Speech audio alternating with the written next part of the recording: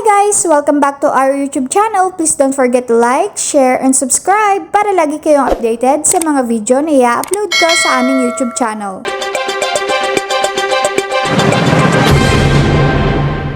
Miss Connie, maraming salamat. Magandang umaga po sa inyo at sa lahat ng mga nanonood sa inyong programa sa mga oras na ito. Apo, welcome po sa Balitang Hali. Ito po ang unang tanong namin. Ano ho ang naging basihan ninyo sa inyo pong mungkahi na tanggalin na itong 4Ps, no, at palitan na lamang ng pagbibigay ng beneficiaries ng capital o puhunan sa kanilang negosyo?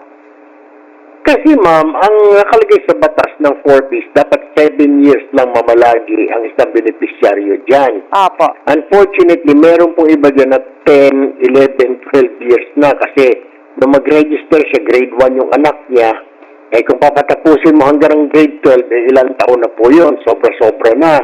Ang problema rin po, isa dyan medyo naaabuso, tapos yung isa pa ho dyan, ika nga, hindi na po natin sila tinuturuan na tumayo sa sarili nilang mga paa because aantayin na lang nila yung monthly na ayuda mula sa pamahalaan.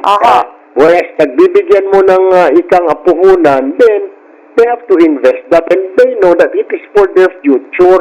Medyo mahirap po kasi, Miss Connie, na laruin mo yung para sa kinabukasan ng anak mo, isusugal mo, anong mangyayari sa iyo. Pero bago mo bigyan sila ng tools, bago mo sila bigyan ng pondo, kailangan mag-aral muna sila. At yung gusto nila. Karamihan naman, Miss Connie, based on our experience sa opisina ko, sa aming action center, diingin na pang sari-sari store, or pang fishbowl, pang ice cream, pagtitinda ng mga simple online selling, pwede namang ibigay dahil hilig niya na talaga yun.